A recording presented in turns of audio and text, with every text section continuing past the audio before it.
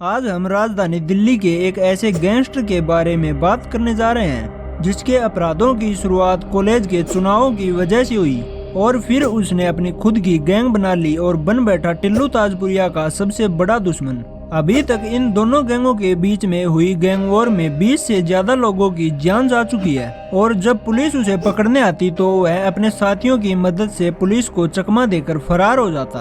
उसके ऊपर अभी तक 19 से ज्यादा मामले दर्ज किए जा चुके हैं, जिनमें एक हरियाणवी डांसर, एक शिक्षक और एक नेता को मारने का मामला शामिल है। उसके ऊपर हरियाणा और दिल्ली सरकार ने 6 लाख रुपए का इनाम रखा है और जब उसे अरेस्ट किया गया तो 80 से ज्यादा पुलिस वाले और कमांडो उसको अरेस्ट करने के लिए गए और फिर जेल जाने के बाद भी वह अपना रैकेट चलाता रहा और फिर कोर्ट में जज के सामने उसे गोली मार दी गई। एक ही दिन एक ही कोर्ट में 3 लाशें गिरी, जिसकी वजह से कोर्ट की सुरक्षा पर भी सवाल उठाए गए। जी हाँ, आज हम बात करने वाले हैं दिल्ली के मशहूर गैंगस्टर जितेंद्र गोगी की। गोगी का जन्म अगस्त 1983 में देश की राजधानी दिल्ली के अलीपुर इलाके में हुआ। गोगी के पिता मेहर सिंह एक ठेकेदार थे। उनकी 2010 में कैंसर की वजह से मौत हो गई। गोगी जब अपनी स्कूल की पढ़ाई कर रहा था उस वक्त वह वॉलीबॉल का बहुत ही अच्छा खिलाड़ी था। उसने वॉलीबॉल खेलकर बहुत से मेडल भी जीते, लेकिन जब वह 17 साल का हुआ तो एक इंजरी की वजह से उसका वॉलीबॉल छूट गया और उसके बाद फिर से उसने कभी वॉलीबॉल नहीं खेला। अपनी स्कूल की पढ़ाई पूरी होने के बाद वह स्वामी नित्यानंद कॉलेज दिल्ली में पहुंच गया। कॉलेज के दिनों में ही उसकी दोस्ती टिल्लू ताजपुरिया के साथ हुई।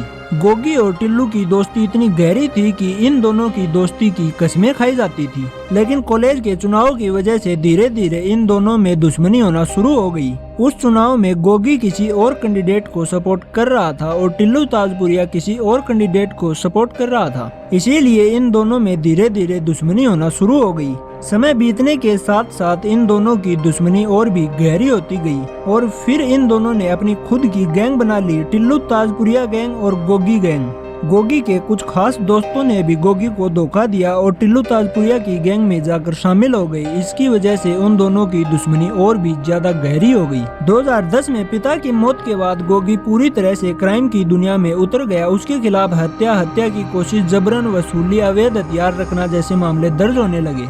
2016 में उसे हरियाणा पुलिस ने पानीपत से गिरफ्तार कर लिया और जेल में डाल दिया।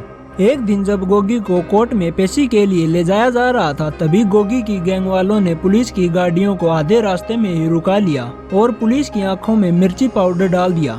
पाउडर डालने के बाद वह लोग फायरिंग करते हुए गोगी को वहां से छुड़ाकर फरार हो गए। इसी घटना के बाद हरियाणा सरकार ने गोगी के ऊपर 2 लाख रुपए का इनाम रखा और दिल्ली सरकार ने 4 लाख रुपए का। कुल मिलाकर अब गोगी के ऊपर 6 लाख रुपए का इनाम था।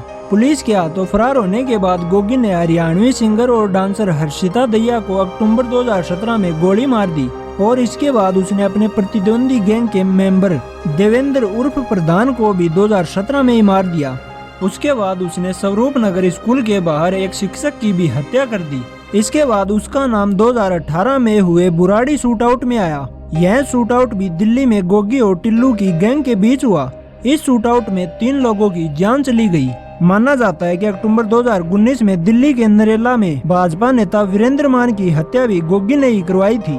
इन सभी घटनाओं के बाद गोगी मोस्ट वांटेड गैंगस्टर बन चुका था। दिल्ली पुलिस उसे हर हालत में पकड़ना चाहती थी और फिर 6 मार्च 2020 को पुलिस को खबर मिलती है कि जितेंद्र गोगी अपने कुछ साथियों के साथ गुरुग्राम के सेक्टर 83 में एक अपार्टमेंट में छुपा हुआ है। यह खबर मिलते ही दिल्ली पुलिस और हरियाणा पुलिस कुछ कमांडो के साथ सेक्टर 83 में लगभग 80 से ज्यादा लोगों के साथ पहुंच जाती है और 7 मार्च को सुबह सुबह ही उस अपार्टमेंट को चारों तरफ से घेर लेती है और फिर लाउड स्पीकर पर अनाउंसमेंट किया जाता है कि जितेंद्र गोगी, तुमको पुलिस ने चारों तरफ से घेर लिया है, तुम अपने हाथ ऊपर करके बाहर आ जाओ वरना मारे जाओगे। यह सब सुनते ही गोगी अपने सोशल मीडिया अकाउंट पर एक पोस्ट शेयर करता है और उसमें दिखाता है कि मैं निहत्था हूँ और पुलिस के सामने सरेंडर कर रहा हूँ, क्योंकि जितेंद्र गोगी को यह शक था कि दिल्ली पुलिस उसका एनकाउंटर कर देगी। फिर वह अपने कुछ साथियों के साथ हाथ उठाकर बाहर आ जाता है और पुलिस उसको और उसके साथियों को हिरासत में ले लेती है और फिर उन सभी को रोहिणी जेल में भेज दिया जाता है।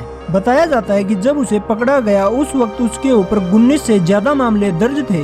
रोहिणी जेल जाने के बाद भी वह अपना रैकेट चलाता रहता है और उसने दिल्ली के एक व्यापारी से 5 करोड़ रुपए की सुपारी भी मांग ली। उसकी वारदातें ऐसे ही चलती रहती हैं और मार्च 2020 से सितंबर 2021 तक रोहिणी जेल में ही बंद रहता है और फिर 24 सितंबर 2021 आ जाता है। 24 सितंबर को गोगी की कोर्ट में पेशी थी और उसे पेशी के लिए ले जाया गया।